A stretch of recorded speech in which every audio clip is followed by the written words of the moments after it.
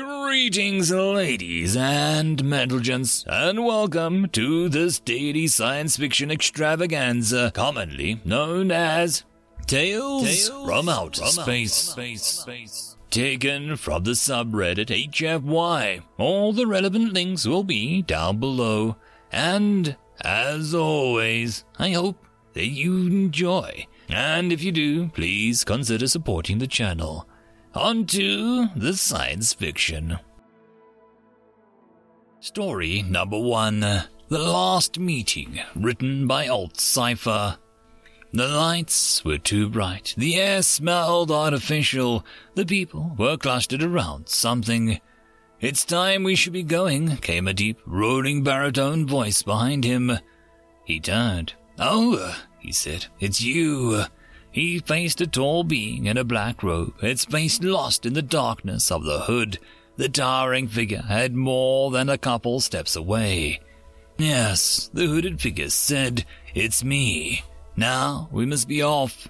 "I never understood why you had to be slightly British accent," he said. "I mean, are you from Britain?" "I existed before the world," the hooded figure said. "Britain did not come along until much later." "So, why the accent?" "It is what is expected," the hooded figure said. "Some kind of customer service thing. If I had expected a small pink unicorn, then you would see a small pink unicorn," the hooded figure said. "As it is, you expected an 8-foot-tall skeleton with a black robe and a deep baritone voice and a slightly British accent. What's the oddest one?" "Oddest? Yeah," he said. "What's the weirdest thing that you've had to show up as?" "We do not have time for this," the hooded figure said. "I beg to differ," he said. "I now have all the time in eternity. What's the harm in a chat?" "I do not care for the way you said that," the hooded figure said. "What? Chat?" "Yes," the hooded figure said. "It seemed defiant, disrespectful." "Surely I'm not the first person who was less than thrilled with all of this," he said. "Of course not," the hooded figure said, "but manners cost nothing." "Manners? Really? That's what you want to talk about? Well, how about you leave and announce yourself before intruding on my time? Wouldn't that be the polite thing to do?" "That's not the way of things," the hooded figure said. "My duties supersede politeness. I do not wait to be invited, nor do I await your convenience." "Well," he said, "at least we're past pretending that manners matter." The room was bustling. Electric tones whirred out of the problems. Orders were shouted from one person to the next. Tools and instruments were placed and used in the blink of an eye, but it all seemed a million miles away. "I don't suppose it would do any good to appeal to your humanity," he said. "I am not human," the hooded figure said. "I have existed long before humans and shall remain long after them. I have no humanity to which you may appeal." "Bargaining? Seems like I remember something about bargains or contests," he said. "If I defeat you, then you have to leave me alone. For a while at least." "Metaphors and fairy tales," the hooded figure said. "Nothing more." "I figured you were a metaphor, honestly," he said. "Why shouldn't the rest of it be true as well?" "A fair question," the hooded figure said, "but not true, unfortunately." He watched the room with the bright lights rushing people for a moment. "This isn't the first time we've met, is it?" he asked. "No, it is not." He paused for a moment. "What's it been? At least 15 years. "Approximately that," the hooded figure said.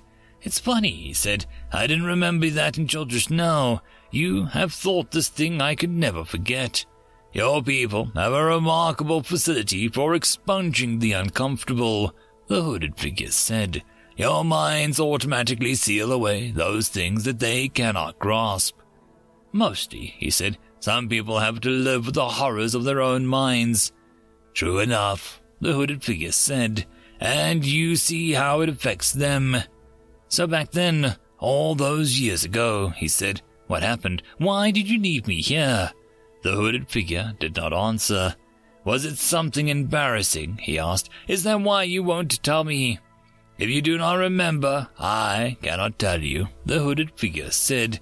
Well, that seems awfully convenient for you. We all live by rules, the hooded figure said. Funny choice of words, he said. I speak to be understood, not to entertain, the hooded figure said. It is time. What happens now? Come with me, the hooded figure said, raising one bony arm, draping it in a thick black fabric. One cannot be told, only shown. He reached up to take the hand, feeling a cold breeze wash over him. As he touched the fabric, 1,000 things happened at once. He grabbed the fabric and pulled hard, with everything he had in him. A sudden force unbalanced the hooded figure momentarily, just enough for him to latch onto all of the giant to the ground.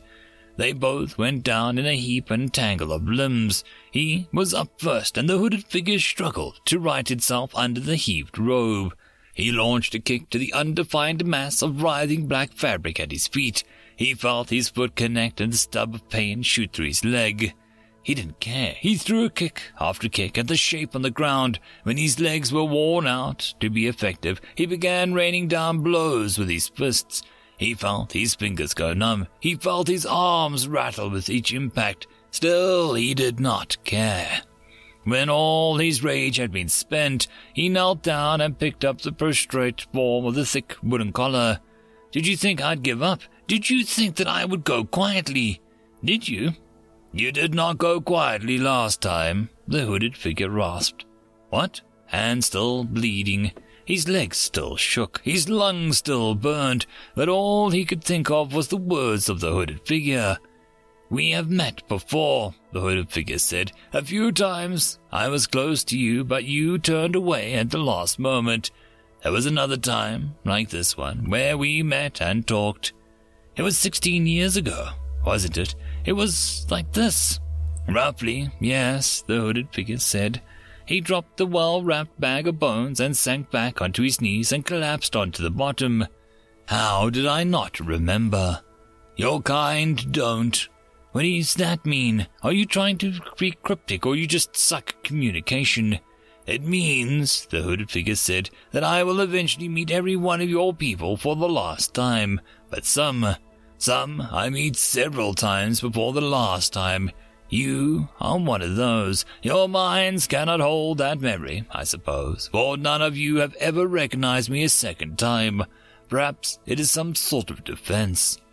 Tell me about these others, he said, hushed and curious instead of riotous and rage-fueled, the ones that meet you multiple times. The hooded figure said, they only have one thing in common that I have ever found. Otherwise, they are from every region, across every era, rich, poor, young, old, man and woman, brave and scared. There is no other commonality. And what is that commonality? They fight, the hooded figure said. They fight until they are so exhausted they cannot move, and yet they fight on. They are defined by the fight within them. They fight with all they have left, but they will give every bit of it.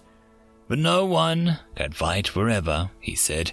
No, the hooded figure said. I do eventually win, but it may be quite some time. You and your kind must win every match, while I only have to win once. Each of you will eventually lose to me. He stood up, pulling himself to his feet, feeling his rage still burning inside of him. Yeah, that may be, he said, as he ambled over to the hooded figure, still lying quietly. But today isn't your win, jerk, he said. He brought a huge foot crashing down on the center of the cowl, hearing bones crunch and deform under him. He felt 1,000 knives shoot up into his foot as he stomped, but he did not care. He would lose the fight eventually. He knew that. Not today, and not now. Here and now. This was his win. End of story. Story number 2. Humans Are Weird. Pardon Me. Written by Betty Adams. Pardon me, human friend LeChance, Twistunder began as he approached the human at the edge of the joint recreational pool. Huh? The sound was listed as general recognition of non-threatening disturbance. Continue to communicate. Repeat previous communication attempt. It was quite a lot of meaning to imprint into one tone, and Twistunder was rather fascinated with the idea, but he was here for a different and potentially more offensive set of questions. "Pardon me, human friend LeChance," Twistunder began again. "May I intrude on your meditation time?" "My, what now?" LeChance asked, his face twisting into a perplexed and relaxed confusion. "You are reading and meditating over the thoughts in that book," Twistunder indicated to the woven mass of rustling linoleum. "Yeah," the human said, and he examined the book, and his face smoothed over in surprise, his strips flushing alternating colors. "I guess that's what I'm doing. What was your question?" "I asked," Twistunder repeated, "if I might intrude."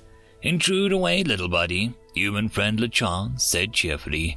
Taking that as a full invitation, Twistunder quickly scrambled out of the water and onto the rock the human was sitting on, and up onto the twin broad mobile appendages.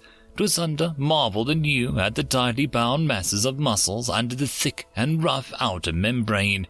It was easy to believe that the human could race across the ground in a fantastic 6 uns per second. Human friend LeChance let out a rumble from deep in his chest, as was called a chuckle, as Twistunder settled over his primary appendage joints. "I have a question," Twistunder began, making sure to angle his primary gripping end at the human friend LeChance's face. "It is a question that might be offensive." "We're both scientists," LeChance replied, twisting his face to reveal his broad enameled teeth. "I doubt I'll be offended." "I wish to ask the meaning of that physical word you just used," Twistunder said. "I used a physical word?" human friend LeChance said in surprise. "Yes," Twistunder explained. "So what made you think of it may be offensive?" human friend LeChance asked. "It was very similar to a poem prayer," Twistunder answered, displaying emotion with an appendage. "Well, not offended, but then again not very Catholic either," human friend LeChance said with a laugh. "And I certainly wasn't praying just now, physically or otherwise. Can you show me what I did?" Twistunder bobbed his head, primary gripping, and eagerly up and down in confirmation. "You did this," he said. He arched his body up, gripping human friend LeChance's kneecaps for support, and stiffened into his best approximation of a bipedal form. He lifted one primary gripping appendage and lightly tapped the top of his head, then his face, then his chest. Human friend LeChance burst out laughing so that hard that Twistunder had to drop back down and grip with both his legs to avoid falling off. When the laughter subsided, human friend LeChance reached out and pat him on the friendly gesture. "Not meant to be a communication, bud," he said cheerfully. "It's more of an internal reaction to circumstances." Twistunder dropped in disappointment, and human friend LeChance patted him again. "But I can translate it for you as a communication anyway," human friend LeChance assured him. He stiffened at the first gesture. "Hey, I need my glasses," he said. "You know what glasses are, right?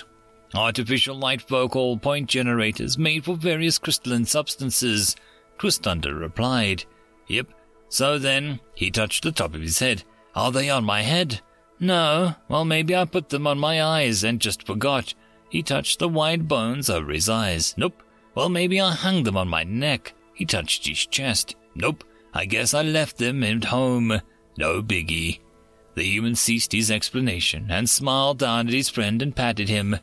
"That explain it for you, bud?" he asked. "It is an external diagnostic," Twistunder observed. "Pretty much," human friend LeChance said with a shrug. "Thank you, human friend LeChance," Twistunder said. The ungulate settled down on the human's legs as LeChance leaned back and resumed reading. Writing up reports about human behavior was fine and all, but sunning on top of a warm mammalian muscles was something worth doing too. End of story. And that, my friends, concludes this dose of science fiction fun. I hope that you enjoyed. And if you did, please don't forget to support the author from the link down below. But if you want to support this channel, there are links as well down below for you to help with. But the easiest way would be to share this video. And if you are so inclined, subscribe as well. I will see you all in the next episode, and I hope that you all have a fantastic time until then. Cheers.